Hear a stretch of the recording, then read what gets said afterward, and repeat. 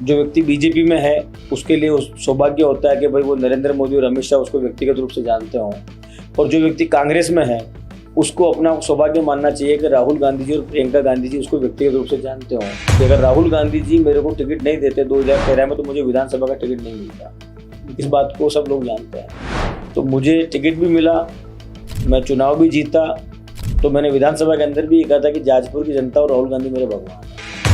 Congress party ने कभी भी किसी भी व्यक्ति को हिंदू की नज़र से, मुसलमान की नज़र से, सिख की नज़र से, ईसाई की नज़र से नहीं देखा।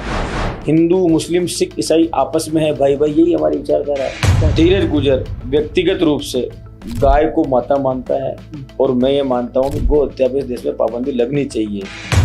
इस पर आपका क्या विचार है? तो गुजर अगर राजस्थान को लीड करता है, हाँ, तो राजस्थान मैंने ये बयान दिया था और ये मैंने कहा था कि अगर कोई गुजर मुख्यमंत्री बनते हैं तो सचिन पायलट वो गुजर होंगे जो मुख्यमंत्री बने। मेरे विधानसभा के लोगों ने मुझे एक ऐसा नाम दिया जिंदगी और मेरे नाम के साथ रहेगा, जो भाई साहब जो मुझे सब दिया उन्होंने अपना भाई माना। ये मेरे जीवन का सबसे बड़ा सौभाग्य और मेरे जीवन की सबसे बड़ी सौगात है। जो अभी एक परंपरा अपना ली बीजेपी ने, लोगों का मुंह बंद करने।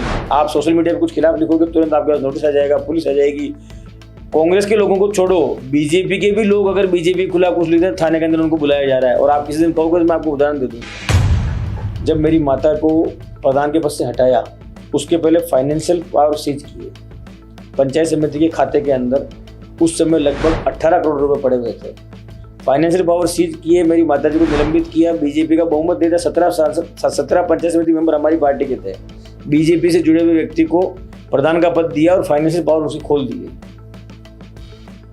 अब आप अंदाजा लगा लो कि ये लोग भ्रष्टाचार करने के लिए किस स्तर तक जा सकते हैं। मेरी कमेटी के अंदर जो पदाधिकारी रहे ना, कमेटी में मुकेश बागर मेरी कमेटी में था, सब मेरे, इंद्राज मेरा जिलाध्यक्ष था NSU का। नरेश मीणा भी आपके साथ है? नरेश मीणा जो हमारा नौजवान साथी आज जिसको बीजेपी परेशान कर रही है, आज आप सड़क पे बैठ के आंदोलन करो और सरकार आपको जेल में डाल दे, इसका मतलब लोकतंत्र तो है ही नहीं। नरेश मीणा मेरी कमेटी के अंदर प्रदेश महासचिव था। भगवान मानते हैं? अच्छा, बीजेपी का कोई व्यक्ति होगा तो उनके नेता को भगवान नहीं मानेगा? आप मतलब मेरी नजरों में वो नेता से बढ़कर माँ और बड़ी बहन। उनके वसुंधरा गुट अलग हो रहा है, उनका भजन लाल जी का अब नया गुट तैयार हो रहा है, उनका राजेंद्र राठौड़ जी का गुट अलग चल रहा है, उनके जो बीजेपी के अन्य नेता हैं उन्होंने अपना अपना अलग पिटारा खोल रखा है। अभी तो बीजेपी के अंदर पता ही नहीं लग पा रहा है कि किसका गुट चल रहा है किसका नहीं चल रहा है। किरोड़ी लाल जी एक संघर्षशील और सम्मान्य नेता हैं और उनके संघर्ष को मेरे हिसाब से राजस्थान का हर व्यक्ति मानता है कि उन्होंने लोगों के लिए संघर्ष किया है। व्यक्तिगत रूप से, क्योंकि मैं कांग्रेस का हूं तो मैं बीजेपी के व्यक्ति के लिए, बीजेपी के पद के हिसाब से कैसे बोलूं, लेकिन राजस्थान के लोगों को आशा थी कि जिस तरह से उन्होंने बीजेपी का राज लाने के लिए मेहनत करी, उनको उप मुख्यमंत्री तो कम से कम बनाएगी बीजेपी, लेकिन उनको भी ना बना के लोगों को निराश किया है। हर व्यक्ति को कर्नल किरोड़ी बेसला के ऊपर, हमारे समाज के व्यक्ति को उनके ऊपर गर्व है। उन्होंने जो हम सपना भूल गए थे कि हम भी नौकरियों के अंदर आ सकते हैं, हम भी अपने अधिकार को पा सकते हैं, उस सपने को उन्होंने वापस जगाया, दिखाया और उसकी लड़ाई लड़ी और राजस्थान के अंदर गुर्जर समाज को एक किया। स्वर्गीय राजेश पायलट के बारे में आपकी क्या है? जब तक गरीब किसान मजदूर के बेटे उन कुर्सियों पर नहीं बैठेंगे जो देश की नीतियों का निर्माण करती है, तब तक देश का विकास संभव नहीं है। विजनरी नेता, किसानों के हित में, युवाओं के हित में, गरीबों के हित में, 36 कौम को साथ लेकर चलने वाला नेता अगर कोई हुआ जिसे इस देश के अंदर किसान मसीहा के नाम से जाना जाता है तो राजेश पायलट जी। तो झालावाड़ में जो हादसा हुआ उसको किस तरह से देखते हैं? स्कूल की छत गिर जाती है, 7 बच्चे मासूम घायल हो जाते हैं। मैं ये कह रहा हूँ कि इस हादसे को देख के किसकी आंखों में आंसू नहीं आए, इस हादसे को देख के किसका मन द्रवित नहीं हो जाएगा। और इस हादसे के होने के बाद अगले दिन शिक्षा मंत्री जी इस पे कार्रवाई करने की जगह पर भरतपुर में जाके लाल कालीन बिछवा के, ढोल नगाड़े बजवा के अपना स्वागत करवा रहे हैं। तो ये अपने आप ही इस बात का द्योतक है कि इनको दर्द ही नहीं है कि लोगों की तकलीफ क्या है, किस घटना से लोग गुजर रहा है, किस घटना से राजस्थान गुजर रहा है। नमस्कार, राम साहब, भारत रफ्तार में आप सभी का स्वागत है।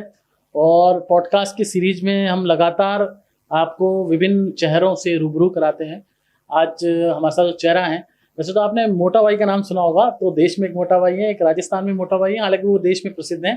तो कांग्रेस के मोटा भाई हमारे साथ हैं। सॉरी आपको मोटा भाई करें, लेकिन आपकी आइडेंटिटी कुछ ऐसी है और लोग बड़ा पसंद करते हैं आपको, जी। मतलब राजस्थान से लेकर पूरे देश में, और हर समाज के लोग आपको पसंद करते हैं, क्योंकि बड़ा मैं देख रहा हूँ युवा पीढ़ी से आप लगातार NSUI से लेकर यूथ कांग्रेस से लेकर लगातार राजस्थान में सड़कों पर संघर्ष किया। वो अलग बात है कि धीरज जी शायद आपकी जन्मपत्री आपने पता नहीं कहीं दिखाई होगी नहीं दिखाई होगी, लेकिन एक बार तो आप चुनाव जीते लेकिन 2-3 बार हार गए, तो कभी जन्मपत्री दिखाई? सबसे पहले सवाल ये। राजनीति के अंदर मैंने भी इस चुनाव को हारने के बाद, जब मैं 15 वोट से EVM के अंदर जीत गया, 95,529 वोट मेरे आए और 95,514 वोट बीजेपी के उम्मीदवार के आए। और उसके बाद जब मैं पोस्टल बैलेट में हारा EVM में जीतने के बाद, तो मुझे भी लगता है कि मुझे अपनी जन्मपत्री दिखानी चाहिए, क्योंकि राजनीति के अंदर कर्म के साथ साथ भाग्य का भी बहुत महत्व है। तो कर्म के साथ भाग्य का बहुत महत्व है। धीरज गुजर हमारे साथ हैं, NSUI के अध्यक्ष रहे, यूथ कांग्रेस में भी रहे और अब वर्तमान में ऑल इंडिया कांग्रेस कमेटी के राष्ट्रीय सचिव हैं, और यूपी में भी बहुत काम किया, देश के विभिन्न क्षेत्रों में बहुत काम किया है धीरज जी। सबसे पहले आपसे ये सवाल कि पहले तो मेरा ये सवाल कि भारत रफ्तार के माध्यम से आप इतने गहन मुद्दे कहाँ से ढूंढ के लिया? सर धन्यवाद। सर भाभी जी लड़ती नहीं है, आप समझ कैसे देते होंगे? ये सेवा, राष्ट्र किसी सेवा। भी व्यक्ति के परिवार के बिना, सबसे पहले तो मेरे माता पिता का योगदान, मेरे भाइयों का योगदान और पूरे परिवार का योगदान, क्योंकि जब किसी नेता के साथ, और मैं ये कहता हूँ कि परिवार से ज्यादा जो आपका राजनीतिक और सामाजिक परिवार है, एक व्यक्ति के जीवन पे जब वो सार्वजनिक जीवन में आता है, तो पत्नी का, बेटे का, माता पिता का जीवन से ज्यादा उसका जीवन लोगों का जीवन हो जाता है। और मैं तो सौभाग्यशाली मानता हूं कि मैं आज जहां पर खड़ा हूं वहां तक पहुंचाने के लिए हजारों लाखों नौजवानों ने धीरज गुजर के साथ अपने कंधे से कंधा मिलाकर मेरी यात्रा में मेरा सहयोग किया। इसीलिए मैं आज लोगों की आवाज बन पाया हूं। और जब मैं लोगों की लड़ाई लड़ता हूं, तब मैं ये नहीं सोचता कि मैं किसी व्यक्ति की लड़ाई लड़ रहा हूं, मैं सोचता हूं कि मेरे परिवार की लड़ाई लड़ रहा हूं। तो मेरी विधानसभा के लोग, मुझे चाहने वाले, मेरे समर्थक और मेरे सहयोगी वो हैं, वही मेरा परिवार है। तो मेरे परिवार से ज्यादा मेरे पे उनका अधिकार है, और वो सब लोग खुश रहते हैं कि हमारा नेता हमारे बीच में रहता है। नहीं, आप बीच में तो रहते हो और बीच में रह के लोगों की सहायता भी करते हो, लेकिन मुझे एक बात ये समझ नहीं आ रही, इतना बीच में रहने के बाद भी इतना प्यार आपसे जनता करती है। जहाजपुर से आप चुनाव लड़े, 2013 में जीता, आप जीते, उसके बाद फिर आ गए, तो क्या मतलब कहाँ प्यार में कमी रह गई आपके?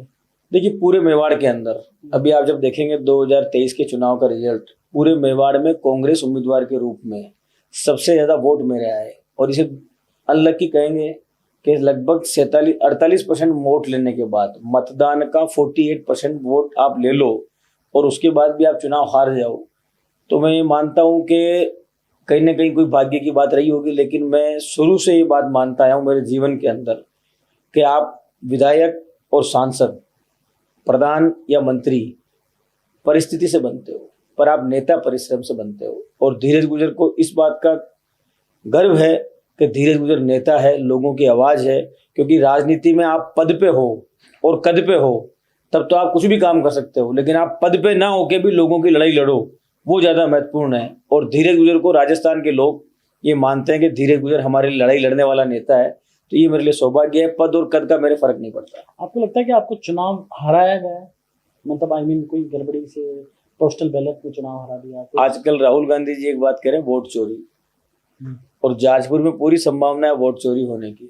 और मैं तो गवाह हूं आपके सामने कि EVM में जीत गया और पोस्टल बैलेट में हार गया, तो जो जीता हुआ है वो वोट चोरी से जीता हुआ MLA है।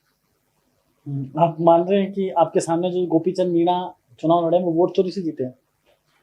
मैं ये मानता हूं कि EVM में जीतने के बाद आप पोस्टल बैलेट से हार जाओ, आपके जो वोटिंग की काउंटिंग के समय पर जो आपके RO हैं उनको हटाकर दूसरी सीट के ऊपर बिठा दिया जाए, तो इसका मतलब कहीं ना कहीं कुछ ना कुछ सवाल तो है। पर इन चीज़ों से मैं ऊपर उठ चुका हूँ। मेरे इस बात से फर्क नहीं पड़ता कि मैं चुनाव जीता या हारा, मेरे इस बात से फर्क पड़ता है कि मैं कितनी लोगों की आवाज़ उठा पा रहा हूँ। तो आपको लगता है कि हमें तो अपनों मारा, गैरों में कहाँ दम था, कि जो शायरी है? नहीं, मुझे अपनों ने तो नहीं मारा, अपनों ने तो नहीं मारा, कांग्रेस तो मेरे साथ है। नहीं, कांग्रेस तो आपके साथ थी, लेकिन कांग्रेस में भी कुछ नेता ऐसे हैं जो चाहते हैं, वो धीरज तो बहुत बड़ा नेता है, दिल्ली में सेटिंग है, डायरेक्ट प्रियंका गांधी जी के बहुत करीबी हैं, राहुल गांधी जी के बहुत करीबी हैं, यार यहाँ नेता बन जाएंगे तो पता नहीं कहाँ पहुंच जाएंगे। राजनीति 100 नंबर का पेपर है, और पासिंग मार्क्स 101 नंबर है। वो 1 नंबर भाग्य का है, सिक्का किसकी तरफ उछल जाए, ऐसा आप कभी बहुत से उदाहरण तो देखोगे आप राजस्थान कभी में। मतलब अपने इष्ट से जो आप हनुमान जी की आराधना करते हैं प्रतिदिन, तो कभी आपने पूछा नहीं, इससे फिर गुस्सा नहीं आया भगवान जी से? लोग गुस्से में पूछते हैं, मुझे ध्यान है, देखो मैं आपको बता दूं, भजन लाल जी मेरे व्यक्तिगत मित्र हैं।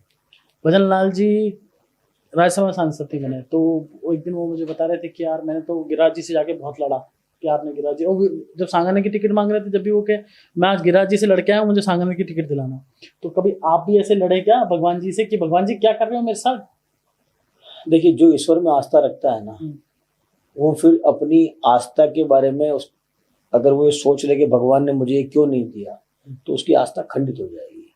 मेरी आस्था अगाध है, वो कभी खंडित नहीं हो सकती है। और मैं इस बात को मानता हूं कि हम क्या सोचते हैं और ईश्वर क्या सोचता है। जो हम सोचते हैं वो कभी नहीं होता, लेकिन ईश्वर जो सोचता है वो होता है। तो ईश्वर ने कुछ अच्छा सोच रखा होगा। जरूरी नहीं है कि आप राजनीति में पद पे आओ तो ही आपको अच्छा लगे। ईश्वर की जो मेरी आराधना है या भगवान के प्रति जो मेरा विश्वास है, वो मेरी निजी आस्था है, और वो अटूट है, अगाध है और अकाट्य है। मतलब स्वार्थ के लिए आस्था नहीं है आपकी? नहीं है, आस्था मेरे मन की आपकी आस्था मन है। की आस्था है, मेरी मतलब मन विश्वास की है। आस्था है। आप और इसको आप यूं देखो ना कि जिसके पिताजी भिलवाड़ा के अंदर एक मिल के अंदर मजदूर थे, जब मैं अपने परिवार का 12वीं पास करके कॉलेज पहुंचा, तो मेरे परिवार के अंदर कोई भी व्यक्ति उससे पहले कॉलेज नहीं गया था।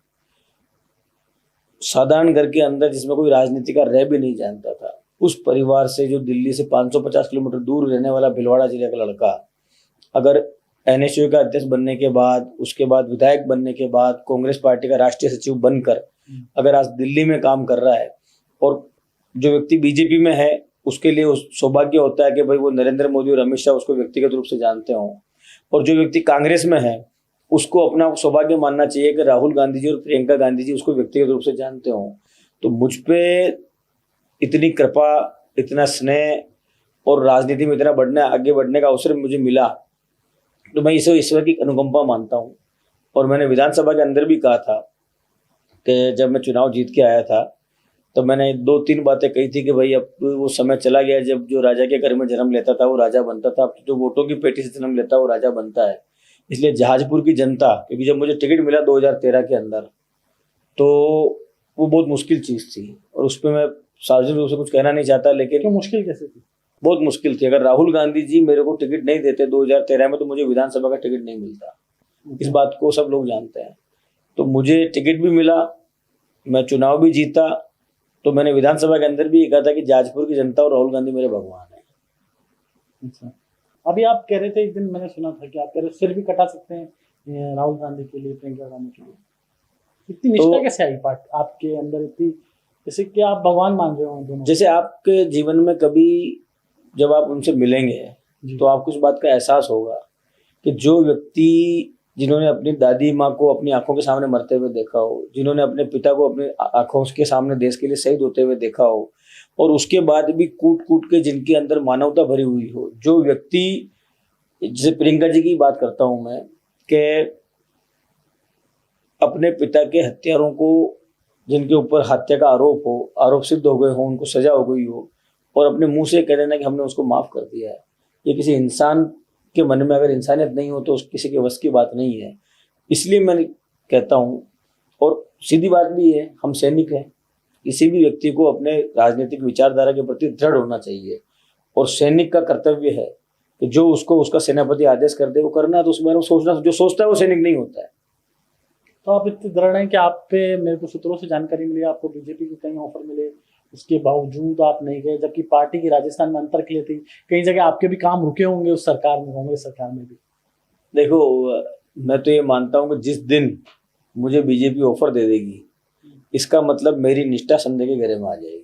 नेता इतना मजबूत होना चाहिए, इतना विचारवान होना चाहिए कि दुश्मन को भी ये पता हो। ऑफर तो दिया ही होगा धीरज जी, बताओ ना, खुल के उसको, दुश्मन को भी ये पता होना चाहिए कि भाई जो मेरे सामने खड़ा हुआ है, इसको हम कितना ही बड़ा लालच दे दें। मैंने सुना था एक मोटा भाई से मिलने वाले थे, लेकिन बीच वाले लोगों ने नहीं। मैं आपको ईमानदारी से कह रहा हूँ, धीरज गुजर मर सकता है, पर प्रियंका गांधी जी को, राहुल गांधी जी के दामन को नहीं छोड़ सकता। अच्छा। ये रिकॉर्ड में रहेगा जिंदगी भर आपके पास। पर आप मतलब ये अच्छी बात कह रहे हैं कि मर सकता है लेकिन दामन नहीं छोड़ सकता, लेकिन आप मतलब प्रचार नहीं करते, लेकिन मैंने सुना है कि आप नवरात्रे भी रखते हैं और हिंदू समाज के त्योहारों में भी जाते हैं। आप मतलब आस्था का बहुत ज्यादा आप में आस्तिक है मतलब। नहीं तो जो व्यक्ति हिंदू है उसे अपने हिंदू होने पर गर्व होना चाहिए। आपको गर्व है? हाँ, गर्व है मेरे को। अच्छा। मैं माला कंठी पहनता हूँ, उसमें क्या हुआ? मैं हिंदू हूं तो ये कौन कहता है? कांग्रेस पार्टी का मुझे आप एक बयान बता दो जो किसी जाति के विषय। कांग्रेस के अंदर मानवता सबसे बड़ा धर्म है, इंसानियत सबसे बड़ा धर्म है। कांग्रेस पार्टी ने कभी भी किसी भी व्यक्ति को हिंदू की नजर से, मुसलमान की नजर से, सिख की नजर से, ईसाई की नजर से नहीं देखा। हिंदू, मुस्लिम, सिख, ईसाई आपस में है भाई भाई, यही हमारी विचारधारा है। बाकी मुझे अपने हिंदू होने पे गर्व है, मुसलमान को अपने मुसलमान होने पे गर्व होना चाहिए, ईसाई को अपने ईसाई होने पे गर्व होना चाहिए। मेरा धर्म मुझे ये नहीं कहता कि मैं अपने धर्म को आगे बढ़ाने के लिए किसी के धर्म को पीछे करूं। ये मेरा धर्म है और मेरी ईश्वर के अंदर, माता जी के अंदर, हनुमान जी के अंदर अगाध श्रद्धा है। लंपी के अंदर आप, लंपी की जो बीमारी गौ माता में आई थी तो आप गौ माता के लिए बड़ी आपने यात्रा निकाली, तो आपको कांग्रेस पार्टी के नेताओं ने पूछा कि अपने वैचारिक आप ये क्या निकाल रहे हैं यात्रा? मैंने जब यात्रा निकाली तो मुख्यमंत्री रहते हुए अशोक गहलोत जी ने ट्विटर के ऊपर और सार्वजनिक मंचों पर उसको अप्रिशिएट किया। अच्छा। मेरी नेता प्रियंका गांधी जी ने उसका ट्वीट डाला। अच्छा। कांग्रेस पार्टी का चुनाव चिन्ह सबसे पहले गाय भी रहा है, दो बछड़ों की, गाय बछड़े की बछड़ा भी रहा है और दो बैलों की जोड़ी भी रही है। कांग्रेस पार्टी की तो गाय, गांव और गरीब तीनों की सेवा करने का काम इस देश में अगर सच्चे अर्थों में किसी ने किया है तो कांग्रेस ने किया है। हमने तो कांग्रेस सरकार में, पिछली कांग्रेस सरकार में गायों को, जो पशुपालक हैं उनको दूध के ऊपर अनुदान दिया था, बीजेपी ने वो अनुदान बंद कर दिया। धीरज गुजर से व्यक्तिगत कोई पूछे कि गो हत्या पर पूरे देश में पाबंदी लगनी चाहिए, तो धीरज गुजर का व्यक्तिगत मत क्या, कांग्रेस पार्टी का मत नहीं आपका? धीरज गुजर व्यक्तिगत रूप से गाय को माता मानता है और मैं ये मानता हूँ कि गो हत्या पर इस देश में पाबंदी लगनी चाहिए। और मैं आप में इसमें भी जोड़ देता हूँ कि आज की तारीख में देश के अंदर जो बीफ निर्यात है वो अब तक की सरकारों में सर्वाधिक हो रहा है।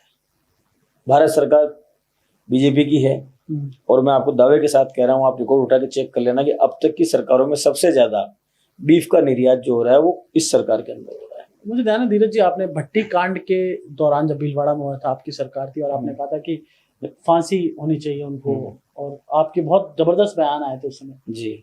तो क्या फांसी हो गई उनको? हाँ, फांसी की सजा उनको डिक्लेयर हो गई है। और मैं ये मतलब किस स्तर तक भारतीय जनता पार्टी से जुड़े लोग किस स्तर तक निम्न स्तर की राजनीति करते हैं उसका उदाहरण वो भट्टी कांड था। विधानसभा क्षेत्र जाजपुर नहीं था जहां घटना घटी, विधानसभा क्षेत्र शाहपुरा था। तहसील भी कोटड़ी नहीं थी, तहसील भी उनकी शाहपुरा थी। उसके बावजूद भी वो उस कांड को लेकर कोटड़ी आ गए और कोटड़ी आने के बाद में वहां के लोगों ने, 36 कौम के लोगों ने साथ दिया हमारा और हमने उस लड़ाई को लड़ा। इनको इस मुद्दे पर राजनीति नहीं करने दी। आप और उसका दुर्भाग्य देखो, आप जिस समाज की बच्ची मर गई, बीजेपी का विधायक जो वहां से था वो विधायक ये मांग कर रहा है कि उसी समाज के एसएचओ को और 5-7 उसी समाज के जो सिपाही लगे हुए थे इनको एपीओ कर दो।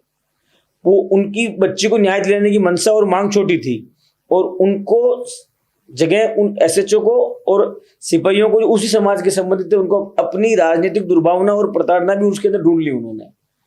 लेकिन न्याय मिला। हमने लोगों से वादा किया था कि उस बच्ची के साथ जिन्होंने दुष्कर्म किया, जिसके साथ गलत घटना करी, उनको सजा मिलेगी, फांसी होनी चाहिए। और हमने उसकी जो पुख्ता कार्रवाई कराई, उनको जो दोषी ठहराए उनको फांसी की सजा का ऑर्डर हुआ कोर्ट से।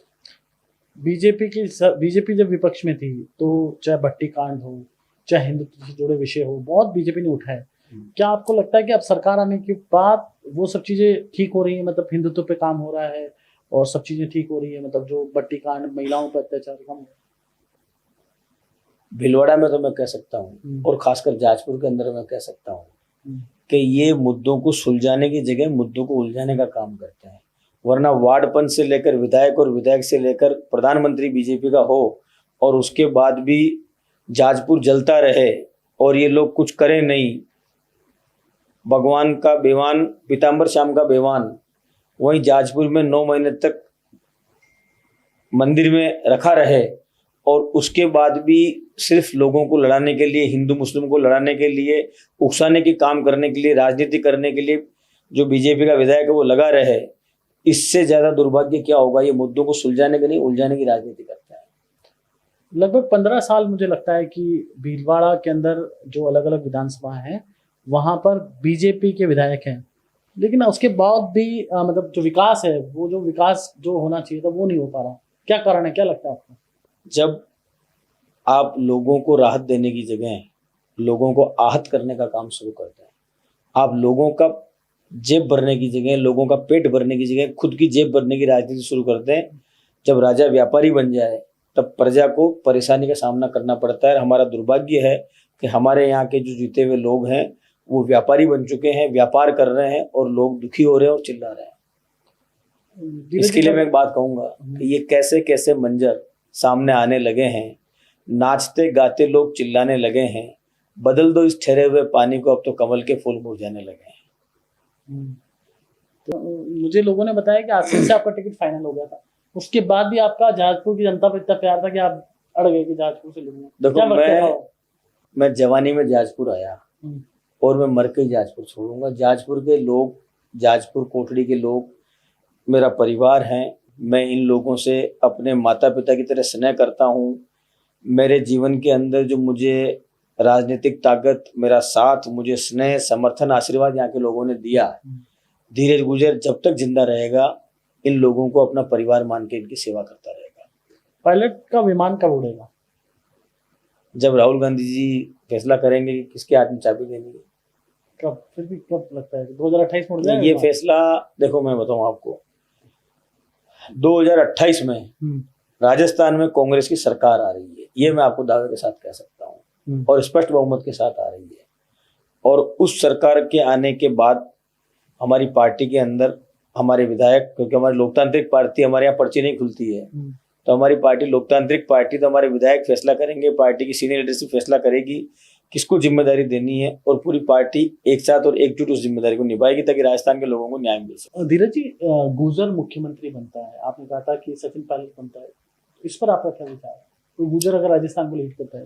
हाँ, तो राजस्थान, मैंने ये बयान दिया था और ये मैंने कहा था कि अगर कोई गुर्जर मुख्यमंत्री बनते हैं तो सचिन पायलट वो गुर्जर होंगे जो मुख्यमंत्री बनेंगे। क्योंकि आपका भी सॉफ्ट कॉर्नर है, मतलब समाज के, जिस समाज ने अपने जीवन में बलिदान दिया हो, जिस समाज के बेटों ने अपने बच्चों के हाथ में कलम थमाने के लिए अपने खून से सड़कों को लाल कर दिया हो, 73 लोगों की जान चली गई हो, वो समाज अगर ये कहे कि हमारे समाज के बेटे को मुख्यमंत्री बनने का अवसर मिलना चाहिए, तो मेरे हिसाब से हर समाज का व्यक्ति, जो भी आप भी चाहेंगे कि आपके समाज का मुख्यमंत्री बने, क्योंकि मुख्यमंत्री एक समाज का बन के एक समाज की सेवा नहीं करता, वो 36 कौम की व्यक्ति, मैंने पहले कहा कि वोटों की पेटी से जन्म लेने के बाद में वो सबको साथ लेके चलेगा, किसी एक व्यक्ति का भला नहीं करेगा, लेकिन हर समाज चाहता है कि हमारे समाज का व्यक्ति मुख्यमंत्री बने, और हर व्यक्ति चाहता है, मैं भी चाहता हूँ। गुर्जर जो आंदोलन हुआ था, एमबीसी समाज को आरक्षण की जो बात थी, क्या वो आपको लगता है कि प्रभावी रूप से लागू हो गया एमबीसी का जो आरक्षण है? नहीं, हमारी मांग अधूरी है। जो 9वीं अनुसूची के अंदर जब तक हमारे इस आरक्षण की बात को, हमारे अधिकार को स्थान नहीं मिलता है, तब तक हमारी लड़ाई अधूरी है।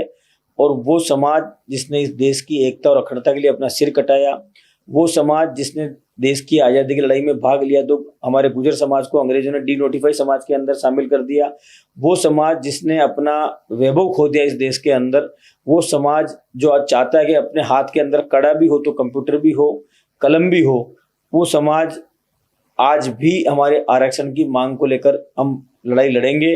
और जब तक हमारे, क्योंकि मैं एक व्यक्तिगत नेता के रूप में नहीं बल्कि एक गुर्जर समाज के बेटे के रूप में बोल रहा हूँ कि 9वीं अनुसूची के अंदर हमारी मांग जो आरक्षण की है जब तक शामिल नहीं होती तब तक हमारी लड़ाई अधूरी है। पिछली राजस्थान में परंपरा रही, एक बार कांग्रेस एक बार बीजेपी। पिछली कांग्रेस की गहलोत सरकार ने बहुत काम किए, वेलफेयर की बहुत सारी योजनाएं भी लेके आए, उसके बावजूद भी यहाँ पे सरकार रिपीट नहीं हुई। क्या आपको ऐसा लगता है कि गुर्जर और मीणा समाज को ज्यादा प्रतिनिधित्व दिया जाना चाहिए था तो शायद मौका मिलता? क्या आपको लगता है कि सामाजिक जो ढांचा है उसको ठीक ढंग से नहीं रख पाए, या कोई और कारण था इसके पीछे? कई मिश्रित कारण थे इसके अंदर, पर मैं ये कहता हूँ कि शायद लोगों को अपनी भूल का एहसास हो गया होगा। जितनी जन कल्याणकारी योजनाएं अशोक गहलोत जी की पिछली कांग्रेस सरकार में राजस्थान के लोगों को मिली, उतनी वेलफेयर की योजनाएं, क्योंकि सरकार बनती वेलफेयर के लिए, सामाजिक न्याय के लिए, सामाजिक अधिकार के लिए, सोशल जस्टिस के लिए सरकार बनती है, और उस चीजों को परिपूर्ण कांग्रेस सरकार ने किया। लेकिन जिस तरह से भारतीय जनता पार्टी के लोगों ने लोगों के मन के अंदर क्वेश्चन मार्क पैदा कर दिए, उनको बर्मा दिया, उसका परिणाम ये हुआ कि आज राजस्थान की जनता त्राही त्राही कर रही है। धीरज गुर्जर अपने आप को आप कैसे देखते हैं? मतलब गुर्जर समाज का नेता, सर्व समाज का नेता, कांग्रेस का नेता, यहाँ प्रियंका राहुल गांधी का सिपाही, कंफ्यूज कर दिया फिर आपको? नहीं, कंफ्यूज नहीं किया आपने मेरे को। पार्टी के अंदर में, कांग्रेस के अंदर मैं राहुल गांधी जी और प्रियंका गांधी जी का सिपाही हूँ। और जहां से मैं चुनाव लड़ता हूँ, जाजपुर विधानसभा, वहां 2,40,000 मतदाताओं में से मेरे समाज के मतदाता बहुत कम है। 65,000 हमारे मीणा समाज के लोग हैं, 20,000 सिर्फ गुजर समाज के लोग हैं। और उसके बावजूद अगर मेरे 96,000 वोट विधानसभा चुनाव के अंदर आ रहे हैं, तो इसका मतलब यह है कि मुझे 36 कौम वोट दे रही है। मैं एक जाति का नहीं, 36 कौम का बेटा। और लोग कहते भी ही हैं, धीरज गुर्जर को लोग कहते भी ही हैं कि धीरज गुर्जर जो कह दिया वो कर दिया, आपका भाई, आपका बेटा। और मुझे मेरी विधानसभा के अंदर आप किसी को पूछ लोगे कि यार भाई साहब का फोन आया था, तो भाई साहब का मतलब वहाँ एक ही है, धीरज गुर्जर। आपको भाई साहब बोलते हैं? भाई साहब बोलते हैं। मेरे जीवन में सबसे बड़ा पद है ये। सांसद, विधायक, मंत्री, संतरी, ये पद तो आदमी के जीवन में आते जाते रहते हैं, पर मेरे विधानसभा के लोगों ने मुझे एक ऐसा नाम दिया जिंदगी और मेरे नाम के साथ रहेगा कि भाई साहब जो मुझे सब दिया, उन्होंने अपना भाई माना। ये मेरे जीवन का सबसे बड़ा सौभाग्य और मेरे जीवन की सबसे बड़ी सौगात है। तो भाई साहब, वैसे तो हिंदू संगठनों में भाई साहब बोलने की बड़ी आदत होती है। हिंदू संगठनों के जो कार्यकर्ता होते हैं, जो वो भाई साहब बोलते हैं। मैंने आपको पहले भी कहा, मैं आपको अब भी कह रहा हूँ, कांग्रेस पार्टी का धर्म मानवता है। आप देखो, कोई नेता व्यक्तिगत अपने स्वार्थ के अंदर कोई बयान दे दे, वो पार्टी का बयान नहीं होता। पार्टी का बयान या तो पार्टी के राष्ट्रीय अध्यक्ष देंगे, पार्टी के प्रदेश अध्यक्ष देंगे, या पार्टी के अधिकृत प्रवक्ता बयान देंगे। अगर धीरज गुर्जर आपके साथ आज बात कर रहा है, मैं बात करते हुए कोई ऐसा बयान दे दूं, तो वो मेरी पार्टी का बयान नहीं है, वो धीरज गुर्जर का बयान है। एक बयान मुझे आप बता दो जिसमें कांग्रेस ने हिंदू मुस्लिम की बात करी हो, हिंदू तुष्टिकरण की या मुस्लिम तुष्टिकरण की बात करी हो। कांग्रेस का धर्म ही मानवता है, कांग्रेस का धर्म ही इंसानियत है। कांग्रेस किसान, कारीगर, कमजोर और कांग्रेस, भय, भूख, भ्रष्टाचार और भाजपा। ये आपने नया डायलॉग दे दिया। सच्चाई बता दी मैंने आपको। ये तो मैं तो कैसे बोलूं सच्चाई? आपकी, ये तो आपका मंतव्य। मैं सच्चाई बता रहा हूँ ना कि किसान, कारीगर, कमजोर, इनकी आवाज कांग्रेस है। पर एक बार बताइए, आप भय, भूख, भ्रष्टाचार, भाजपा। यूपीए के अंदर मनमोहन सिंह जी ने हिंदुस्तान के अंदर सबसे बड़ी किसान कर्ज माफी करी, हम किसानों के साथ हैं। नरेंद्र मोदी जी के राज के अंदर किसानों के ऊपर 3 काले कानून लाद दिए। हिंदुस्तान के इतिहास में इतना बड़ा किसान आंदोलन हो गया, किसान सड़कों पर बैठे रहे, सरकार के कानूनों पर जुड़ नहीं रहेंगी। तो बताइए, राहुल गांधी ने बीजेपी 1, किसानों 2, के 3, 4, 5, 6, 7, 8, 9, 10 की बात कही थी पिछली सरकार में। कहा था कि कांग्रेस पार्टी की सरकार बनेगी, हम 10 तक गिनती गिन रहे हैं, आते ही संपूर्ण कर्जा माफी होगी। लेकिन संपूर्ण कर्जा माफी गहलोत सरकार कर नहीं पाई, ना बीजेपी कर पा रही। मैं तो दोनों के लिए बोल रहा हूँ। अशोक गहलोत के राज के अंदर जो किसान कर्जा माफी हुई, उतनी बीजेपी नहीं कर पाएगी। अच्छा, जो हमने कर दिया उतनी नहीं कर पाएगी। और बट्टा परसोल के अंदर राहुल गांधी जी ने इस देश के अंदर जिसकी भूमि, उसको उसका अधिकार देने की बात इस देश के अंदर कर दी कि आप सरकार अधिग्रहण करेगी। एक नेता देखो, आप सरकार अधिग्रहण करेगी, आपको बाजार दर से पैसा देगी। आपको एक कटु, मतलब थोड़ा कड़वा सवाल पूछ लूं? हाँ पूछो। पक्का? बुरा तो नहीं है? अच्छा, एक बात बताइए कि आप कह रहे हैं कि कमजोर गरीब की आवाज कांग्रेस पार्टी उठाती है। अभी कांग्रेस विपक्ष में राजस्थान में, आपके नेता, मैं आपकी बात नहीं कर रहा, आपके नेता ट्विटर और इंस्टाग्राम, फेसबुक से बाहर नहीं निकल पा रहे। इतना बड़ा झालावाड़ में कांड हो गया और वहां सब नेता, मतलब 12-13 दिन बाद आपके प्रदेश अध्यक्ष है। तो ये तो बहुत बुरी स्थिति है ना, बताइए ना। हमारी किस्मत ठीक है कि थोड़ा बहुत हमको यूट्यूब वाले दिखा देते हैं, बाकी जो मीडिया है ना, वो मीडिया कांग्रेस के संघर्ष को दिखा नहीं रहा। बार बार राहुल जी यही तो कह रहे हैं, अगर इस प्रदेश के अंदर भारतीय जनता पार्टी के अन्याय और अत्याचार के खिलाफ सड़कों पे कोई लड़के उतर रही है, तो उस पार्टी का नाम कांग्रेस है। कांग्रेस का एक एक नेता, चाहे वो अपनी विधानसभा के अंदर लड़ाई लड़े, चाहे वो जिले के अंदर लड़ाई लड़े, चाहे प्रदेश के अंदर लड़ाई लड़े। अभी आपने देखा होगा विधानसभा के अंदर कांग्रेस के नेताओं का परफॉर्मेंस आप देख लो। बार बार कांग्रेस के विधायकों को पार्टी विधानसभा से बाहर निकाल देते हैं, उनको आवाज नहीं उठाने देते हैं, विधानसभा को बंद कर देते हैं। तो एक बार बताइए, आप कह रहे विधानसभा की बात, तो विधानसभा मुद्दा उठाना चाहिए जनता का, उठा रहे हो वोट चोर वाला बड़ा मुद्दा उठा रहे हो, लेकिन दिल्ली का सबसे पहले तो झालावाड़ को उठाते ना मुद्दा। पहले दिन तो हमने मुद्दा वही उठाया ना। उसके बाद आपने देखा टीकाराम जी ट्रैक्टर के ऊपर चल के आए और किसानों की गिरदावरी की मांग करी। कांग्रेस पार्टी हर मुद्दा उठाएगी जिससे लोकतंत्र बचे, संविधान बचे, लोगों को न्याय मिले। मतलब लोग ये कह रहे हैं कि कांग्रेस पार्टी राजस्थान में मिलाजुली का खेल, हनुमान बेनीवाल बार बार आरोप लगा रहे हैं कि ये दोनों मिलाजुली का खेल चल रहा है, और क्या है कि भजन लाल को बचाने का काम कांग्रेस पार्टी के नेता कर रहे हैं? देखो, मैं आपको ईमानदारी से एक बात कह रहा हूँ कि इस प्रदेश के अंदर कांग्रेस पार्टी आम आदमी की आवाज बन के उसकी लड़ाई लड़ने का काम कर रही है। आप जिलों की न्यूज मंगवा लीजिए, कहीं न कहीं कोई न कोई नेता कांग्रेस का लोगों के लिए संघर्ष करता हुआ, सड़कों पे लड़ता हुआ आपको दिख जाएगा। ये ठीक है कि अभी हमारे लोग उतने अग्रेसिव होके लड़ाई नहीं लड़ पा रहे हैं, लेकिन जैसे जैसे समय निकलेगा, क्योंकि अभी लोगों को डर लगता है, क्योंकि अभी एक परंपरा अपना ली बीजेपी ने लोगों का मुंह बंद करने की। आप सोशल मीडिया पे कुछ खिलाफ लिखोगे, तुरंत आपके पास नोटिस आ जाएगा, पुलिस आ जाएगी। कांग्रेस के लोगों को छोड़ो, बीजेपी के भी लोग अगर बीजेपी के खिलाफ कुछ लिखते हैं, थाने के अंदर उनको बुलाया जा रहा है। और आप किसी दिन कहोगे तो मैं आपको उदाहरण दे दूंगा। अच्छा, हाँ, तो धीरज गुजर साथ दे रहे हैं कि नहीं दे रहे? मैं तो दे रहा हूँ। कोई सी भी पार्टी का हो, कोई सी पार्टी का हो, कोई से विचार का हो, अगर किसी व्यक्ति को, देखो मैं इस बात को मानता हूं कि किसी भी व्यक्ति को जिसके साथ अत्याचार और अन्याय हो रहा है, उसकी ना कोई पार्टी होती, ना कोई उसकी जाति होती, ना कोई धर्म होता है। और अगर कोई नेता किसी व्यक्ति के साथ अत्याचार हो रहा हो, तब ये सोच के चुप रह जाए कि ये मेरी पार्टी का नहीं है, या मेरी जाति का नहीं है, या मेरे खिलाफ के विचार का है, तो फिर वो व्यक्ति नेता नहीं हो तो सकता। भीलवाड़ा के लोगों को आह्वान कर दो आज की मैं सबके साथ हूँ, कोई भी पार्टी कोई विचार का व्यक्ति। मैं आपके चैनल पे कह रहा हूँ, आह्वान करने की जरूरत ही नहीं है। भीलवाड़ा के लोग जानते हैं, पूरे जिले के अंदर अगर कोई नेता है जिसके घर के दरवाजे 24 घंटे गरीब के लिए, गुरबे के लिए, कमजोर के लिए खुले हुए हैं, तो वो धीरे गुजर के दरवाजे हैं। और आपको मेरे तक आने की जरूरत नहीं, धीरे गुजर आप तक आएगा और आपकी लड़ाई लड़के आपको न्याय दिलाएगा। भाई साहब का नंबर सबको याद है? धीरज सबको पता है, आप उठा के पूछ लो। अच्छा, आप भीलवाड़ा में फोन लगा लो 100 लोगों को, अच्छा, आपको 100 लोगों में से 90 लोग नंबर बता देंगे कि धीरे गुजर के मोबाइल नंबर क्या है। कुछ लोग कहते हैं कि आप दबंग हो, आप थोड़े से बाहुबली भी हो, ऐसे भी आप पे आरोप लगते हैं। अगर लोगों के लिए लड़ना, लोगों को न्याय दिलाना, अगर किसी के साथ अत्याचार हो रहा हो तो अत्याचार के खिलाफ खड़े हो जाना, दबंग की परिभाषा में आता था। आप कुछ भी कह लो मेरे को। क्योंकि आप अधिकारी, एक वीडियो वायरल हुआ था, आप अधिकारी को कह रहे थे ऐसे मान जा रहे तो वैसे मान जूता, मैं ये कह रहा हूँ, मेरा जूता मनवाएगा। मैं ये आपको बात कह रहा हूँ कि मेरा काम है लोगों की आवाज उठाना। अगर संसद और विधानसभा मंदिर है, तो उस मंदिर का भगवान कौन है? आम आदमी। अब अगर आम आदमी आपका भगवान है और कोई उस भगवान को परेशान कर रहा है और आप उसकी आवाज नहीं उठा सकते हो, तो फिर आपको नेता कहलवाने का खुद को अधिकार नहीं है। तभी तो प्रॉब्लम हो गई ना। कार्यकर्ता कमाई करता बन गया है, नेता व्यापारी बन गया है। इसीलिए तो इस देश के अंदर लोकतंत्र और संविधान कमजोर होता जा रहा है। अधिकारी हो या नेता हो, ये लोगों के सेवक और नौकर हैं। अगर हम अपने आप को इनका मालिक समझ लेंगे तो फिर हमको भगवान भी माफ नहीं करेगा।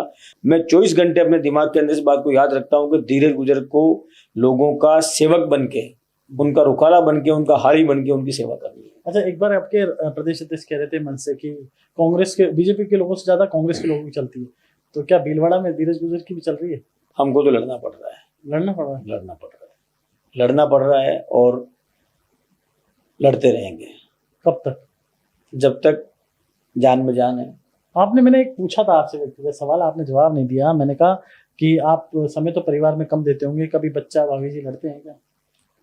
मैंने आपको पहले भी कहा, मैं वापस कह रहा हूँ कि मुझ पे, मेरे परिवार से, मेरी पत्नी से, मेरे बच्चे से ज्यादा अधिकार उन लोगों का है जो मेरे लिए जीते मरते हैं। तो मैं उनके बीच में समय दे रहा हूँ तो किसी को तकलीफ नहीं है। वो भी साथ हैं आपके? सब। अच्छा, वो भी, आप नहीं होते तो सेवा वो भी करते हैं मतलब जनता की?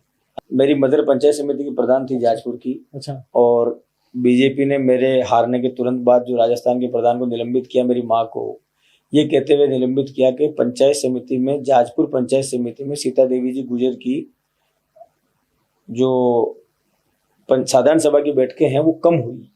मैं आज आपके चैनल के माध्यम से पूछना चाहता हूँ, आप भी एक जनता के मुद्दों को उठाने वाले पत्रकार हैं। मुझे राजस्थान की पंचायत, मतलब जो पंचायत राज की किताब है उसमें लिखा हुआ है कि हर 2 महीने में साधारण सभा की बैठक होनी चाहिए कम से कम, और हर महीने भी होनी चाहिए। आप मुझे ऐसी पंचायत समिति बता दो जिसके अंदर साधारण सभा की बैठक हर महीने हो रही हो। और दूसरी बात, जब मेरी माता को प्रधान के पद से हटाया, उसके पहले फाइनेंशियल पावर सीज किए पंचायत समिति के खाते के अंदर। उस समय लगभग 18 करोड़ रुपए पड़े हुए थे। फाइनेंशियल पावर सीज किए, मेरी माता जी को निलंबित किया, बीजेपी का बहुमत देता, 17 पंचायत समिति मेंबर हमारी पार्टी के थे। बीजेपी से जुड़े हुए व्यक्ति को प्रधान का पद दिया और फाइनेंशियल पावर उसकी खोल दिए। अब आप अंदाजा लगा लो कि ये लोग भ्रष्टाचार करने के लिए किस स्तर तक जा सकते हैं। और जाजपुर के अंदर जो आज हालात हैं, आप पता करेंगे तो आपको पता लग जाएगा कि पिछले आज़ादी के बाद जितना किसी भी विधानसभा में भ्रष्टाचार नहीं हुआ हो, उतना भ्रष्टाचार, उतनी रिश्वतखोरी, उतनी प्रताड़ना, उतना लोगों को परेशान करना आज हो रहा है हमारी विधानसभा के अंदर। सर, राजस्थान में बार बार सियासी गलियारों में चर्चा है विपक्ष में कि राजस्थान की सरकार कौन चला रहा है। धीरज गुजर को क्या लगता है, सरकार कौन चला रहा है? दिल्ली से चल रही है, यहाँ चल रही है, कोई कह रहा है अफसर चला रहे हैं। त्रिकोण कैसे? एक कोने पे अधिकारी बैठे हैं, दूसरा कोना दिल्ली के अंदर है और तीसरे कोने में संघर्ष जारी है। तभी तो राजस्थान की जनता त्रिकोण में फंसी हुई है। त्रिशंकु सरकार है ये। त्रिशंकु आपने नया शब्द दे दिया। देख लो ना आप, दिल्ली से फैसला अलग आता है, सचिवालय से फैसला अलग आता है, सीएमओ से फैसला अलग आता है और राजस्थान की जनता को परेशान होना पड़ता है। लोग कहते हैं कि हनुमान बेनीवाल से आपकी अच्छी दोस्ती है, आपने उनका कभी साथ भी दिया है बहुत बार। हाँ, हनुमान बेनीवाल जी और मैं साथ में विधायक थे 2013 के अंदर और उनसे मेरे मित्रता वाले संबंध हैं। मानते तो आज भी हैं आपको? मैं भी मानता हूँ उनको। अच्छा, लड़ाके तो हैं वो, ये तो मानते ना आप? भाई पब्लिक के मुद्दे जो उठाए वो तो नेता ही है। देखो, जो व्यक्ति लोगों के लिए संघर्ष करते हैं, जो व्यक्ति लड़ाई लड़ते हैं, और आज तो हमारे वो आज तो हमारे अलायंस पार्टनर है भाई। अच्छा। हनुमान बेनीवाल जी आज तो कांग्रेस के अलायंस पार्टनर हैं। नागौर में वो हमारे साथ चुनाव लड़े और आज हमारे दिल्ली के मुद्दों के अंदर वो हमारे साथ पार्टी के साथ खड़े रहते हैं, पर व्यक्तिगत रूप से वो मेरे मित्र हैं। दिल्ली के मुद्दों में पार्टी के साथ खड़े रहते हैं, राजस्थान में आपकी पार्टी के खिलाफ चुनाव लड़ा दिया ना, वहां से नहीं, वो गठबंधन विधानसभा चुनाव में नहीं हुआ था, लोकसभा चुनाव के अंदर उनके साथ हमारा सहयोग था।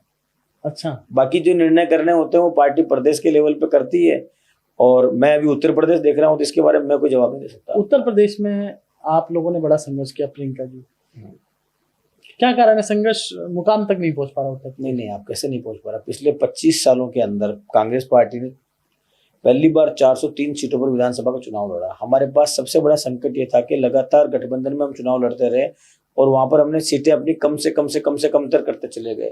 तो पहले तो हमारे पास ये मुद्दा था कि 403 सीटों पर वापस चुनाव लड़े हम विधानसभा का, और विधानसभा का चुनाव लड़ने के साथ साथ लोगों तक हमारे संगठन को वापस जिंदा करें, नया संगठन बनाए। और उसी का परिणाम हुआ कि जब इंडिया गठबंधन लोकसभा चुनाव के अंदर मैदान में उतरा तो उसी का परिणाम रहा कि विधानसभा के अंदर प्रियंका गांधी जी ने जो टीम खड़ी करी उसका फल अभी हमें लोकसभा चुनाव के अंदर मिला और भारतीय जनता पार्टी को उत्तर प्रदेश के अंदर मुंह की खानी पड़ी और उनके रथ को हमने वहां रोक दिया। धीरज जी, किसानों के मुद्दे पे क्या स्टैंड है? आप बीज निगम के अध्यक्ष भी रहे और तत्कालीन सरकार, कांग्रेस सरकार ने किसान कर्जा माफी की, हालांकि जो केंद्र के जो बैंक थे उनकी कर्जा माफी नहीं हो पाई, संपूर्ण नहीं हो पाई। लेकिन अब क्या लगता है आपको, क्योंकि बीजेपी ने अपने घोषणा पत्र में कहा था कि भाई हम आते ही संपूर्ण कर्जा माफी होगी, लेकिन अब तक नहीं हुई। कर्जा माफी तो छोड़ो, किसानों की जो फसलें खराब हो रही है उनका भी दाम बीजेपी उनको नहीं दे पा रही है, उनको भी न्याय नहीं दे पा रही है। भारतीय जनता पार्टी से किसान, भारतीय जनता पार्टी का किसान है अंबानी और अडानी और हमारा किसान है देश का गरीब अन्नदाता। तो इनके किसान में हमारे किसान में अंतर है। ये देते हैं अंबानी अडानी को फायदा, इसलिए किसानों के काले कानून लाते हैं। हम लड़ाई लड़ते हैं किसानों के अधिकार की, इसलिए हम कर्जा माफ भी करते हैं, उनको जमीन का अधिकार भी देते हैं। और अब तो हमारे नेता राहुल गांधी ने इस देश के अंदर कह दी, एक नई लकीर खींच दी राजनीति के अंदर, जिसकी जितनी भागीदारी उसकी उतनी हिस्सेदारी होनी चाहिए। तो ये कहने का हिम्मत अगर इस 21वीं सदी में किसी नेता ने करी तो राहुल गांधी जी ने करी। आपको प्रियंका गांधी से क्या सीखने को मिला और उनको आपसे क्या सीखने को मिला, ये बड़ी बात है। वो तो मुझसे फिर क्या सीखेंगे, मैं इतना कह सकता हूँ कि राजा की नजर, मतलब राजा कहना भी नहीं, भगवान की नजर एक जर्रे पे पड़ जाए तो जर्रा हीरा बन जाता है। तो प्रियंका गांधी भगवान को मानते हैं आप? अच्छा, बीजेपी का कोई व्यक्ति होगा तो उनके नेता को भगवान नहीं मानेगा? आप मतलब मेरी नजरों में वो नेता से बढ़कर माँ और बड़ी बहन है। और मैंने उनसे ही सीखा कि इतने बड़े लेवल पे, मतलब कहते हैं ना कि जिस वृक्ष के फलदार फल लगते हैं उस वृक्ष की डाली उतनी झुक जाती है। इतनी विनम्रता, she is very down to earth human, इतनी विनम्रता, इतनी इंसानियत, लोगों के प्रति इतना सेंसिटिव होना शायद मैंने राहुल गांधी जी और प्रियंका गांधी जी से ज्यादा किसी में नहीं देखा। एक बताइए, प्रियंका गांधी जी के आप बहुत करीब रहे हैं, तो कितनी आध्यात्मिक है? लोग कहते हैं कि आध्यात्मिक नहीं है, एक नैरेटिव है। वो उनका व्यक्ति निजी आस्था का प्रश्न है, उसके ऊपर मेरा जवाब देना ठीक है। धीरज जी, आप अभी कौन से गुट में राजस्थान में? सचिन पायलट गुट में, गहलोत गुट में? राजस्थानी कांग्रेस में कोई गुट ही नहीं है, ये सब फैलाया हुआ भ्रम है। नहीं तो बोलते हैं कि कहते हैं मैं सचिन का गुट खाऊं, कोई कहता है गहलोत जी का गुट खाऊं, कोई कहता है डोटासरा जी का गुट खाऊं। राजस्थान के सभी नेता राहुल गांधी जी और कांग्रेस के गुट के अंदर है, और राजस्थान की कांग्रेस में कोई भी गुट नहीं है। तो ये मतलब बीजेपी तो कह रही है, साफ साफ कहती है, कई बार आरोप लगाती है आप लोगों तो बीजेपी तो कहेगी ना, हाँ। क्योंकि उनके खुद के गुट है। कौन से गुट है बीजेपी? उनके वसुंधरा गुट अलग हो रहा है, उनका भजन लाल जी का अब नया गुट तैयार हो रहा है, उनका राजेंद्र राठौड़ जी का गुट अलग चल रहा है, उनके जो बीजेपी के अन्य नेता हैं उन्होंने अपना अपना अलग पिटारा खोल रखा है। अभी तो बीजेपी के अंदर पता ही नहीं लग पा रहा है कि किसका गुट चल रहा है, किसका नहीं चल रहा है। फिर दिल्ली वालों का गुट अलग बन गया है, अच्छा, वहां से भी फैसले आते हैं। दिल्ली में भी गुट है? बिल्कुल है। कितने गुट है दिल्ली में? आपको किसी दिन बीजेपी की सच्चाई जब पता लगेगी अंदर से कि अब ये अंदर ही अंदर विस्फोट, मतलब अंदर ही अंदर तैयार ही है, किसी न किसी दिन विस्फोट होगा हिंदुस्तान के अंदर। धीरज जी, एक सवाल ये है कि 2013 में जब आप विधायक रहे तो किरोड़ी लाल जी की वर्किंग स्टाइल आपने देखी, आपके साथ विधायक भी रहे। किरोड़ी लाल जी लगातार खाद बीज तमाम मुद्दे प्रदेश के उठाते रहते हैं और लंबे समय से संघर्ष कर रहे हैं। आपका क्या विचार है उनके बारे में? किरोड़ी लाल जी एक संघर्षशील और सम्मान्य नेता हैं, और उनके संघर्ष को मेरे हिसाब से राजस्थान का हर व्यक्ति मानता है कि उन्होंने लोगों के लिए संघर्ष किया है। व्यक्तिगत रूप से, क्योंकि मैं कांग्रेस का हूं तो मैं बीजेपी के व्यक्ति के लिए बीजेपी के पद के हिसाब से कैसे बोलूं, लेकिन राजस्थान के लोगों को आशा थी कि जिस तरह से उन्होंने बीजेपी का राज लाने के लिए मेहनत करी, उनको उप मुख्यमंत्री तो कम से कम बनाएगी बीजेपी, लेकिन उनको भी ना बना के लोगों को निराश किया है। तो आपको लगता है कि उप मुख्यमंत्री बनाना चाहिए था उनको? भाई, राजस्थान के जो इनके समर्थक हैं वो चाहते थे कि किरोड़ी लाल जी ने जिस तरह से बीजेपी की सरकार लाने के लिए मेहनत करी, वो तो सीएम बनाने की बात करते हैं समर्थक, तो बनाना चाहिए था। बीजेपी क्यों नहीं बनाया? अभी निर्णय तो बीजेपी ने लिया, जिसके बारे में मैं कुछ ज्यादा नहीं कह सकता, पर मैं ये कह सकता हूँ कि व्यक्तिगत रूप से किरोड़ी लाल जी मीणा के लिए मैं कह सकता हूँ कि वो एक संघर्षशील नेता है, उन्होंने संघर्ष किया और उनके संघर्ष को बीजेपी ने उचित सम्मान नहीं दिया। धीरज जी, अब आपके व्यक्तिगत जीवन में आते हैं, आपके पिताजी क्या करते थे, किस तरह से संघर्ष स्ट्रगल शुरू किया, घर में कौन कौन है, लोग आपके घर के परिवार के बारे में जानते हैं। आपकी माताजी के बारे में मैंने भी सुना है, लोग सुनते ही हैं, आप वो प्रधान रही हैं। आपके ब्रदर के बारे में सुना है, नीरज जी के बारे में, लेकिन और कौन कौन है परिवार में? कितना कुटुंब परिवार है, बड़ा परिवार है या फिर छोटा सा परिवार है? मैंने मेरे पिताजी 5 भाई हैं और मेरे दादाजी 3 भाई थे। हमारा सामूहिक परिवार है। मेरे पिताजी साधारण किसान परिवार से थे, बाद में मिल के अंदर मजदूरी करते थे, और मैंने अपने जीवन के अंदर जो अपनी जीवन को जिया है, जो मेरी शुरुआत हुई, लोग गरीबी की बातें करते हैं, मैंने गरीबी को जिया हुआ है, और इसीलिए मैं गरीबों के सम्मान के लिए लड़ता हूँ। और पूरा संयुक्त परिवार हमारा, और हम सब पूरा परिवार ही मेरे कारण जनसेवा में लगा हुआ है। इंस्पायर कैसे हुआ? पॉलिटिक्स में कैसे आया? बाय डिफॉल्ट आया, कोई लेके आया, कोई पकड़ के लाया? कांग्रेस पार्टी कैसे पसंद आई? विचारधारा तो देखो, चूंकि शुरू से ही, मतलब जब मैं जन्म लिया उसके पहले से ही हमारा परिवार कांग्रेस को वोट देता आ रहा था। फिर मैं कॉलेज के अंदर गया, तब मैं छात्र राजनीति में सक्रिय हुआ। कॉलेज के अंदर मैंने देखा कि किस तरह से वहाँ पर गरीब, मतलब जो गांव के लड़के हैं, जो शहर के लड़के हैं। कौन से कॉलेज में पढ़े? भिलवाड़ा के अंदर MLB गवर्नमेंट कॉलेज है। वहां से मैंने छात्र राजनीति की शुरुआत करी। मैं NSU का जिलाध्यक्ष बना। मैं राजस्थान की NSU का जब प्रदेश बना, उस समय जस्ट उसके पहले चुनाव के अंदर हमारे यहाँ पर 96 वोट आए थे NSU के अंदर, और पूरे राजस्थान के अंदर। फिर मैंने जब शासक चुनाव हुए तो हमने इतनी मजबूती से चुनाव लड़ाया कि राजस्थान के लगभग विश्वविद्यालयों के अंदर NSU जीती हमारी राजस्थान के अंदर। और उसके बाद जब चुनाव बंद कर दिए बीजेपी ने, तब हमने सड़कों पर संघर्ष किया। राजस्थान के अंदर चुनाव भी हमने वापस चालू करवाए, और छात्र राजनीति के साथ साथ फिर युवक कांग्रेस के अंदर, फिर कांग्रेस की महासचिव बनना, विधायक का चुनाव लड़ना, विधायक का चुनाव जीतना, और अब राष्ट्रीय राजनीति के अंदर कांग्रेस पार्टी की तरफ से राष्ट्रीय सचिव के पद के माध्यम से पार्टी के अंदर संगठन का काम करना। तो मैं अपने आप को सौभाग्यशाली मानता हूं कि जिसके परिवार के अंदर कोई व्यक्ति राजनीति का रह भी नहीं जानता था, उसको कांग्रेस पार्टी ने अगर यहाँ तक पहुंचाया है, तो सिर्फ बीजेपी को एक ही बात नहीं कहनी चाहिए कि हम एक चाय वाले को हमने प्रधानमंत्री बना दिया। राहुल गांधी जी ने, कांग्रेस पार्टी ने जाने कितने किसान के बेटों को, जाने कितने मजदूर के बेटों को, जाने कितने चाय वालों को, जाने कितने गरीबों को विधायक, सांसद और मुख्यमंत्री बनाया है। गरीबों को अमीर बना दिया। अमीर बनने की काम बीजेपी के अंदर होता है। मैं आपको बताया ना, अंबानी अडानी और बीजेपी की तरफ है, गरीब आदमी कांग्रेस की तरफ है। आप ये देखना, कभी भी कांग्रेस के कथनी और करनी में अंतर नहीं है। हम गरीब के लिए, मैंने बताया ना, वो गाय गांव गरीब, इनकी राजनीति कांग्रेस ने शुरू से करी है, और इनके जीवन के स्तर में परिवर्तन लाने का काम कांग्रेस ने किया है। कमाई करता और व्यापारी ये बीजेपी के अंदर है, कांग्रेस के अंदर नहीं है। सर आपने यूथ के अंदर बहुत एनएसयूआई में काम किया, यूथ कांग्रेस में काम किया धीरज जी, लेकिन एक सबसे बड़ा देश का मुद्दा आज बेरोजगारी और ये पेपर लीक, आपको क्या लगता है समाधान क्या है इसका? आपने एक बात महसूस करी अभी, जस्ट ताजा मुद्दे से बताता हूँ, अभी जीएसटी की दरें कम करी और राहुल गांधी जी पिछले 8 साल से लगातार ये कह रहे हैं कि जीएसटी की दरों के अंदर संशोधन होना चाहिए। कोरोना जब आया तब राहुल गांधी जी ने कहा कि इस देश के अंदर कोरोना की लहर आएगी, सरकार उसको रोक नहीं पाएगी। इसी तरह जब चीन हिंदुस्तान की सीमाओं के अंदर आगे बढ़ा, उसके बारे में पहले राहुल जी ने चेता दिया था। पिछले 10 साल से राहुल गांधी जी बार बार ये बात कह रहे हैं कि एक मिनी चाइना हिंदुस्तान के अंदर बैठा हुआ है, बस उसको अवसर नहीं मिल पा रहा है।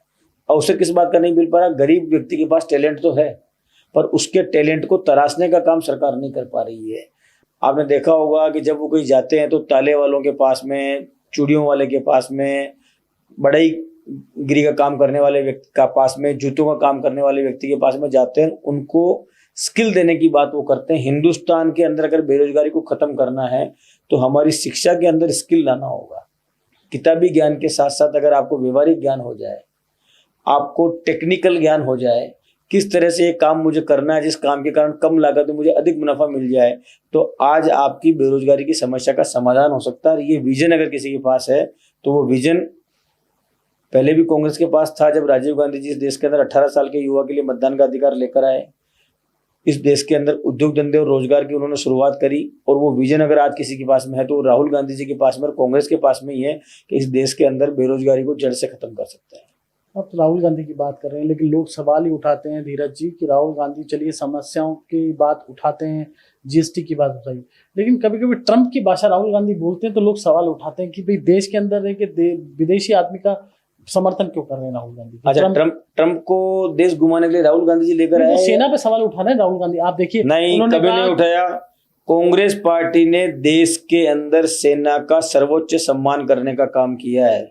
मैं आपको दावे के साथ कह सकता हूं कि हिंदुस्तान की सेना के सम्मान में कांग्रेस पार्टी ने, किसी भी नेता ने, राहुल गांधी जी की तो आप छोड़ दो, गांधी परिवार तो व्यक्तिगत रूप से देश के लिए शहीद होने वालों को सबसे ज्यादा सम्मान देता है, क्योंकि उन्होंने अपने घर के अंदर शहादत देखी हुई है।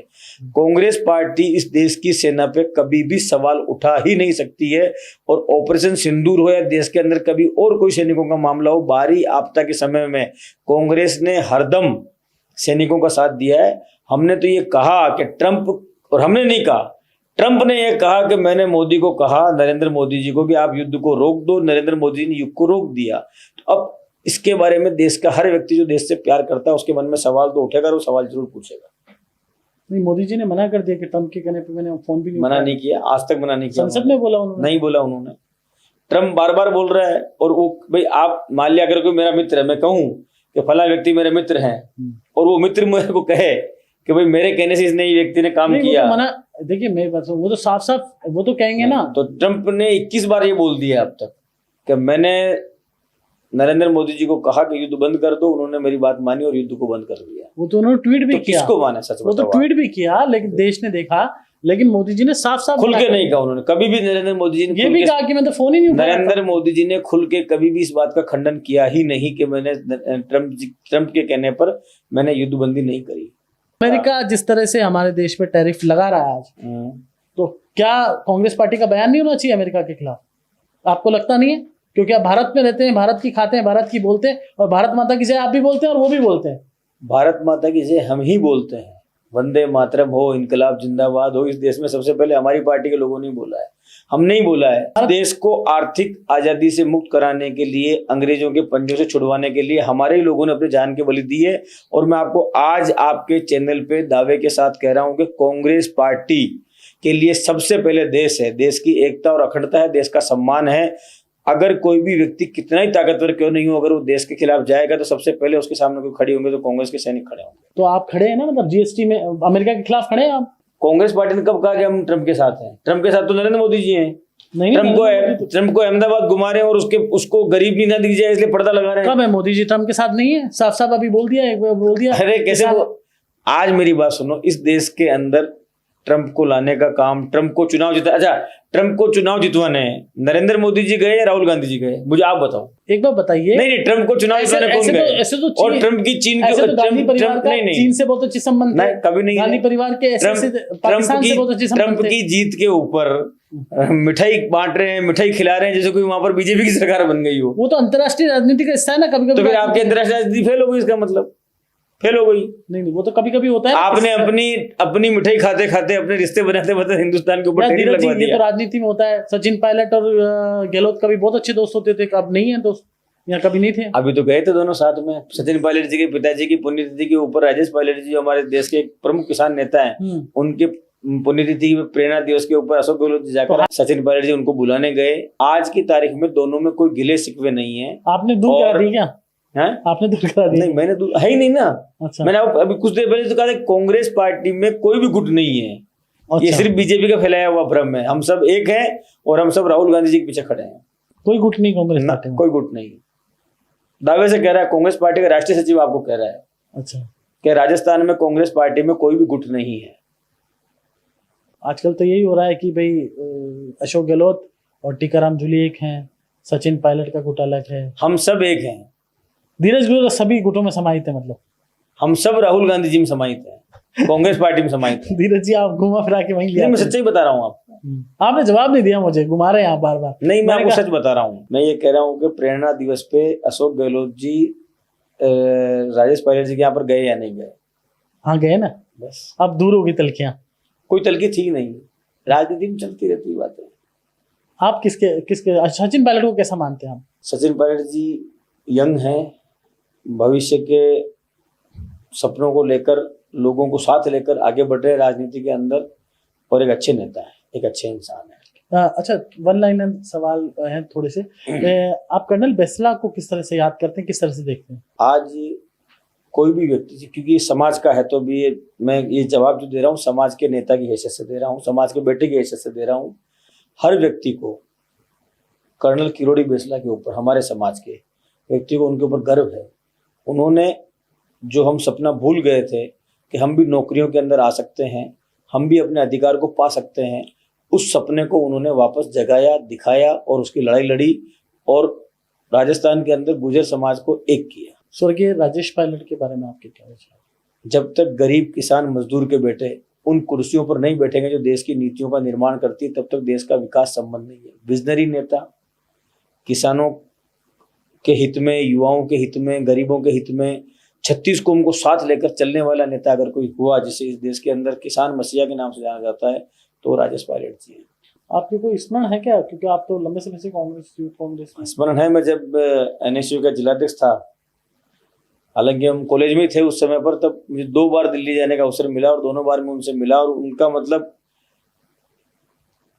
शक्ल आज भी याद रहती कि उनके चेहरे पे जो मुस्कान थी ना, वो राजनीति में वो मुस्कान या तो राजीव गांधी जी के चेहरे पे थी या राजेश पायलट जी के चेहरे पे थी, जो हरदम मुस्कान रहती थी।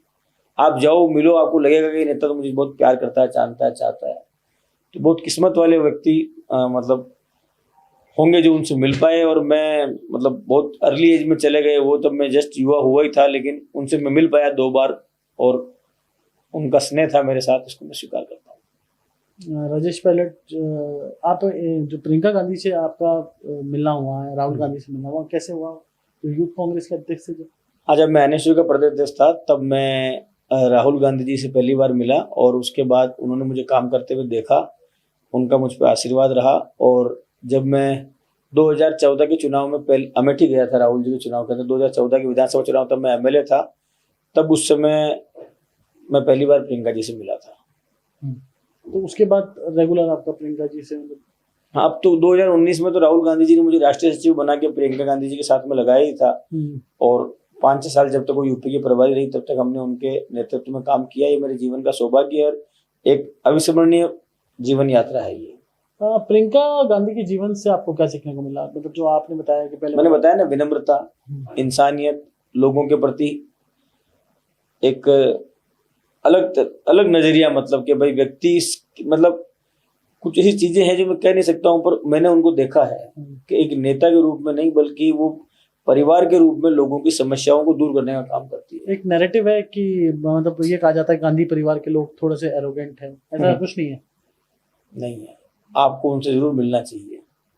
मतलब people are saying that, I am not saying that. नहीं, वो कह रहा हूँ, मैं आपके कह रहा हूँ, जब आप उनसे मिल लेंगे तो आपको इस बात का एहसास होगा कि ये व्यक्ति कितने निर्मल और कितने निश्चल मन के व्यक्ति हैं। ऐसा कोई एग्जाम्पल? ऐसे बहुत से एग्जाम्पल हैं।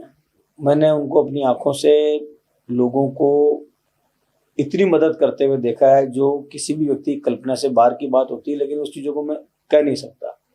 लेकिन है हम्बलनेस है, अपने मतलब छोटी छोटी घटनाएं भी जो लोगों के जीवन के अंदर तकलीफ देने वाली होती है, उन घटनाओं को देखकर जिसमें लोगों को पीड़ा पहुंची हो, मैंने प्रियंका जी की आंखों में भी और राहुल गांधी जी की आंखों में भी उन घटनाओं को लेकर दुख देखा है और तकलीफ देखी है। सर, पशुपालन विभाग से गुर्जर समाज का पशुपालन व्यवसाय से गुर्जर समाज अमूमन जुड़ा होता है। पुराने समय में तो यही था, अब तो बहुत नौकरी में भी लगने लगे, लेकिन अब धीरे धीरे जो मूल जो काम था उससे दूर हटते जा रहे हैं और मतलब वो यहाँ तो उस काम में पैसा भी नहीं होगा।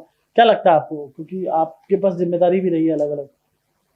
देखो, गाय और पशु तो हमारा सम्मान और स्वाभिमान है, और लगभग जो भी आपको मतलब शहरों के अंदर तो समस्या हो जाती है, लोग जब गांव छोड़ के आते हैं तो उनको जमीन नहीं मिलती, पर फिर भी जो शहर में सक्षम हो गया है वो भी अपने पास गाय लेकर आया है और हम लोग अपनी जमीन की जड़ों से जुड़े हुए हैं। पर हाँ, जिस हाथ में कड़ा है उस हाथ के अंदर कंप्यूटर और कलम आनी चाहिए, तभी हमारा सपना पूरा हो पाएगा। और ये तो इच्छा हर व्यक्ति की है कि मेरा बेटा पढ़े लिखे, नौकरी लगे, आगे बढ़े, लेकिन हम लोग अपनी परंपरा से, अपनी सामाजिक एकता से, अपने जड़ों से जुड़े हुए हैं। सर, जो नवरात्रि का व्रत रखते हैं वो कैसा व्रत रखते हैं? कह रहे हैं बहुत खतरनाक वाला व्रत रखते हैं। ये मतलब हाँ, मैं पूरे दिल से नवरात्रा करता हूँ। और पानी भी नहीं पीते? पानी पीता हूँ, बस पानी पीते 9 दिन पूरा? खाना कुछ नहीं? नहीं, कोई भोजन नहीं? नहीं, उठते भी नहीं? अब इसका प्रचार करना ठीक नहीं है। नहीं, प्रचार नहीं, मतलब क्योंकि कुछ लोग ये भी आरोप लगाते हैं आध्यात्मिक नहीं है धीरज विजय। मुझे तो कुछ लोगों ने कहा ये भी। आपके क्षेत्र के लोग जानते हैं, जाजपुर के, लेकिन और बाहर के लोग नहीं जानते ना। नहीं, क्योंकि कांग्रेस पार्टी पे अक्सर आरोप लगते हैं। मुझसे जुड़ा हुआ हर व्यक्ति इस बात को जानता है कि मेरी ईश्वर में आस्था है और मैं अपनी आस्था का प्रचार नहीं करना चाहता। पर हाँ, मैं नवरात्रि के व्रत करता हूँ। इन 9 दिनों के अंदर मैं सिर्फ पानी के ऊपर रहता हूँ और माता जी की आराधना करता हूँ। तो झालावाड़ में जो हादसा हो उसको किस तरह से देखते हैं? स्कूल की छत गिर जाती है, 7 बच्चे मासूम घायल हो जाते हैं। मैं ये कह रहा हूँ कि इस हादसे को देख के किसकी आंखों में आंसू नहीं आएंगे, इस हादसे को देख के किसका मन द्रवित नहीं हो जाएगा। और इस हादसे के होने के बाद अगले दिन शिक्षा मंत्री जी इस पे कार्रवाई करने की जगह पर भरतपुर में जाके लाल कालीन बिछवा के, ढोल नगाड़े बजवा के अपना स्वागत करवा रहे हैं।